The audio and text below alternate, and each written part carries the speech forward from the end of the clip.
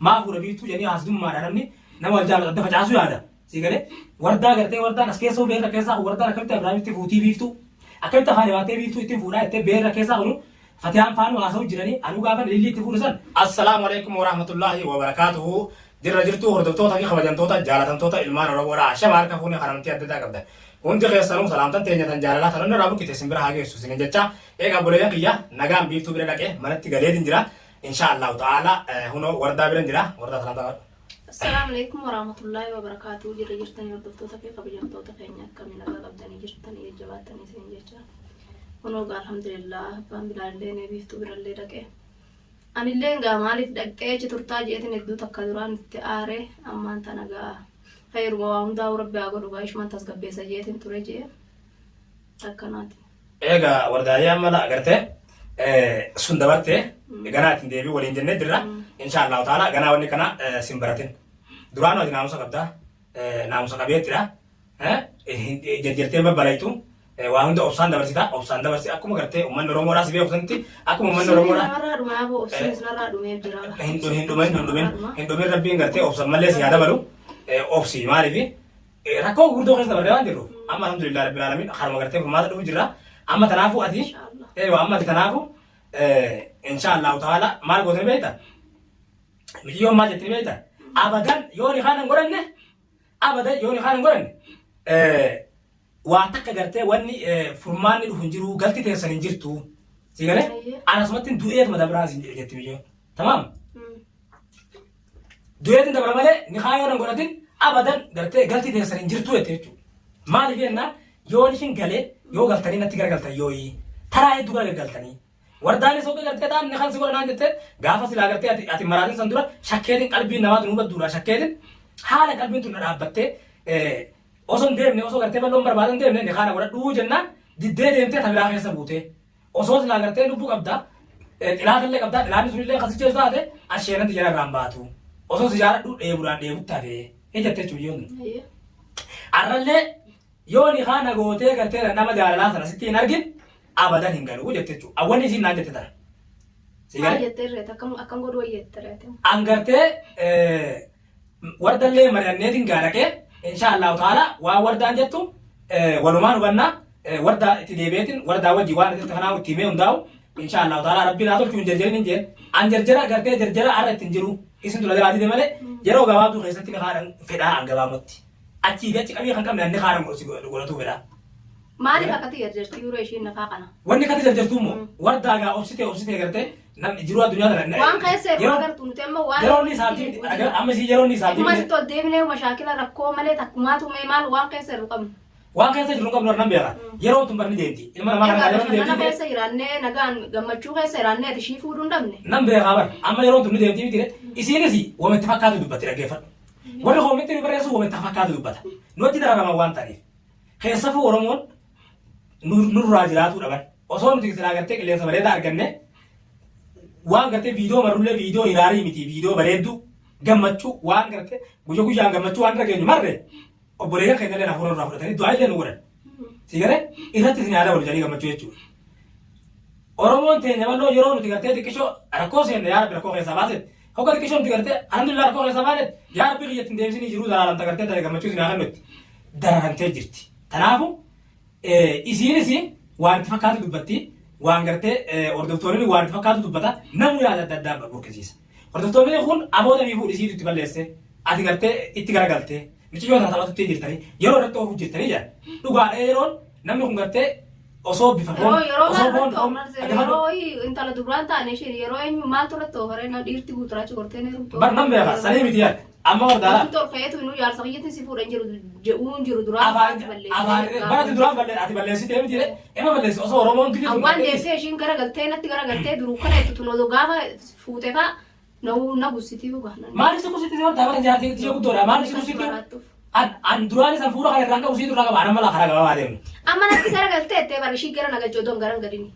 Ishiitu si natti garagalee jettee barnaa dhaaddatu jiraan tiree amma. Bara ishii natti garagaltee duraan maana sobdaa angaama isin dadhaafuu taasisan angaama dadhaafuu taasisan. Gammachuutti hin jiru hin somne waa'ee aruusatti hin jira anta biraa keessa hin jira. Adamala karaa gaafa gartee asii gad kunne sanis abdii kutadheetiin irraa narkaa baanii jee numa laala rabbitti jee rabbii hiyyattu godhe itti mijoon tun ta'uu badhee waan hin balleessillee bakka duraan gartee rabbitti shirkii seenillee ta'uu badheetiin gartee rabbuma kiyya kanaa jira jee rabbitti ol kennadhee usee taa'ee itti obsaan namni gartee rabbitti ol kennate rabbiin qullaa kan nama deebisu rabbiin akkasumatti dhaqee si galee akkasumatti rabbiin na furee jettee jechuudha na furee rabbiin gartee akkasumatti isin fide jettee jechuudha biyya san isin ta'uu diddee haqa kiyyaaf isin deebisee jette haasaa keessatti ammoo erga deebitanii walitti isin fuudhaa wardaan jettee alhamdulillah angartee obbolummaa isin keessummeessette jaalallammoo sumaaf hin qabaate osoo itti na fuute nan fedhaa guyyaa dhuftanii mariyya buutan san osoo isin na fuutanii nan fedhaa osoo itti na fuute guyyaa akkuma wardaan jaartii sii ta'uu illee jaarsii ta'uu fedhate ammoo yeroodhaan wajjin gartee rakkoo mashaakilaatiif isin dhuftanii gartee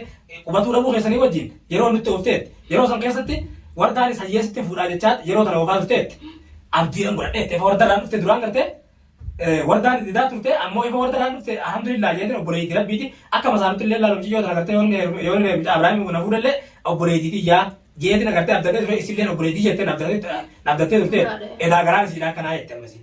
Angaraan kiyya waa takka taane waa takka itti garan galle. Hayyee. Ni gallaa uma galuma tana gaa hojii maa gallaa enne malee itti garan galle. Amma akka gootu siimu. Galuu fedhu. Akka gootu siimu. Laa'ee galuun fedhu yoo taateessu. Yoon taanis amma anis itti dhaqee miti atillee qaamanitti dhaqiiti. Tamaam. Qaamanitti dhaqi biiftuu amansiisita. Maaliif obboleeyyoon jettaniiti sin jaaladhaa biiftuu teenyaan si dhabee jiraatu hin danda'u. Abrahaam gartee Abrahaamitti yoon gartee akkuma duraatti si fuudhee sanitti yoon ifi gartee naadii isattillee Abrahaam siif hin dhiisa garuu nan jaaladha abbaan maa guyyaati ammoo haa ta'u yoon ifi nama gartee asitti sin dhiisee garallee mashaakilli kun narraan deemu mashaakilli rakkoon dili deemtu sun Abrahaam irraa deemti anuu farqaa isaatii rakkatu jira eeywa osoo gartee achi godhee jiraadhillee keessa Abrahaamiin odoo adda baay'ee keessa jiraadhilleedha awwardaan nam takka awwal dhaban qabdu sababa Abrahaamiif illee fuudhamee cafaqamu jira sababa Abrahaamiin gartee Abrahaam hogga maraate abbaan mootii jaati dararamu jira sigale atillee sababa Abrahaam yoo achi gorte rakkattu sababa Abrahaam mashaakila inni isarraa deemu kan inni nama gargaara jee Oromoo bira dhaabbatu maaliif bakka hunda dhaabbataa hambisuu qabna manatti isa galchuu qabna jedhanii ammaa manatti isa galchanii jiranii nam tokko bira dhaabbatu hin danda'u akkana godhuudhaaf jechuudha Oromoo nama keessaa galchuu akka inni maal Oromoon gargaarreef kana itti daaganii na bira kutanii isillee dararanii osoo isa jaalatu maatte atillee hin dararamtu jaalala isaa qabdu dararamtee amansiisi namni nama amansiisaa gara waan haasan takka waan fudhatama qabu dubbata namni dha sigale akkatti mimmeessitee laa rabbii keessa gataa buusu akkatti mimmeessitee ittiin ta'e ammallee osoo si fuudhe yoo gartee osoo gartee jaarsaa jaartii waliin ta'e maa fuudha biiftuu jedhanii haasdummaadha namni nama wal jaalatu adda facaasuu yaada sigale wardaa gartee wardaan as keessa beerra keessaa wardaan akkamitti Abrahaamitti fuutii biiftuu akkamitti afaan hibaatee biiftuu ittiin fuudhaa jettee beerra keessaa kunu fatiyaan faanuu haasa'u jiranii anuu gaafa lillii itti fuudhe san akkatti kichiyyoo sun gartee gaafa baarqabamu na bira dhaabbatu diddee afaan irratti mari gaafa baarqabamee gaafa maraasu san haga ammaa na biratti dhaabbanne ilillii naga ammatti asin baanee achi guutee isiin agarre tanaafu jaartiin jaartii duraa geessu hin jirtu suma atumti jabeeffadhu itti fuutee booda masaanuu kan ta'e haasidaa akkamitti itti fuudhuu qabdaa akkamitti gartee maaliif haraa nutti baaftaa fatiyaan nutti naan jedhanii tiyyarraan bartuufi baramma waa'ee dhalaan dubbatu gartee aga ammatti waan dhalaan taate argee anuma qabatee haadha ilmaaniiti Abrahaamis akkana jii amansiisii jedhanii na gorsu jiran sitti anuu gartee hin dinne ammoo galeetiin si fuudhan uummata gartee as keessaa haadharraa galeetiin biyyatti walitti si fuudhan jee hindiitiin hiikayni gallaa aadin siiseena yoo aadin sitti rabbiitu na gaafataa jiiniti amansiisee walda. Nan jaanan banuman jaan hin dhageessu ishee yoo jedhe ammallee itti deebi'eetiin jaan egaa duraan bilbilaanis wajjumaa sonnaa miti numan jaan toleen jetture. Na sobda siinatti gara galeen ma jetti. Isin. Eega. Jiin meemena giititi. Jiini haati tuuni jiina birraayi. Sammoota nama waliin qabneet manguddoo yaammanneet du'aayii godhannee higa. Nagaan gartee qallee nama keenya nyaachifannee itti haraannee garaabanii du'aayii nu godhan. Inshaallah rabbiin akkasitti karaasan nu bana ifirraa gallachuu. Qabeen. Eewa tanaafu du'aayii godhannee nama yaamannee du'aayii godhannee ifirraa galla nama gartee anis hojii nyaadhee jira asis gartee nama saayiboota qabdaa nama guddaa jechuudha. Nama gartee yuutuba hundareen manguddoo nagaa. Manguddoo gartee rabbii dalagaa rabbiitti shirkiin goone manguddoo nagaan dalagattee galtu rabbii isiitii wal dhaban gamna tagaraan qulqulluu sayyaamneti du'aayii godhannaati yaadde du'aayii godhatta tamaam shiriyoota makke tanaafuu asitti naabbannu ofirraa gallaachuu ittiin biiftuun carraa kanatti fayyadamtee aan hojii galtu tamaam akkanaati sin haasi dhageessu biiftuun boote tana bara si dhaga'uu eegalte warda maan na dhageessi gara natti galteettee dhuguma rabbii sanitti amma gaa jechuun nati Abrahaam sin fuudhin inni gallaa tanaatu eeggatu dadhabde gaa obsitee bara mataaf deemna amma sigale soomana duraa beekan oomishoon biyyaara eegan arra soomani kasii deebi'uu deemaa jedhe baatee kurna fa'aa garra tanaafuu tanaatu obsa kutee atamma gartee haasaa dheeran bu'aan qabu dhagiiti inshaallahu ta'ala gammachuudhaan gartee rabbi hordoftoota keenya jirutti viidiyoo gammachuu rabbi asii haa deebisu. Tamaam. Isaan marra tana eegaliiti.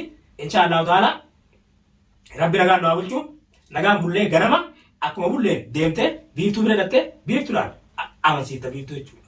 Akkaataa waan faan keessa hojii turanis akkaataa waan fatiyaan faan siin jaa turanis waan gartee fatiyaan mijiyyoo tana waa biraan fuudhallee inshaallah gartee booda yoo ati rakkattee nama si gargaaruu miti maal siin jedhanii waa'ee ilillirra waan tuttuqan hundaa'u ittiin ta'e akkasitti amansiiftee abshiir as keessatti gartee nama uummata asii keessaa kana keessatti nuyi wal fuudhurra gammachuudhaan haruuta ajaa'iba isin godhattee akkasitti nama dubbii mimmi'ootu itti himan. Tamaam. Akkasitti biiftuu amansiiftee inshaallah dhuftoo rabbi jedhu waan si godhaayee rabbi si haa milkeessu. Egaa boyyaa kan itti nu godhaadha biiftuu rabbi gartee dubbii si haala geessu rabbi waliin waa galchu itti garagaluu fedhiin qabu. Warra dallee tanuma jaartii yaada nama miskiina namni akka hordaadhaan jiru. Isin egalee boyyaa kan damuu jaartii fi miskiina jeetuma dhaadaa garuu immoo dhugumaan miskiina hordaan isin illee ni beektan.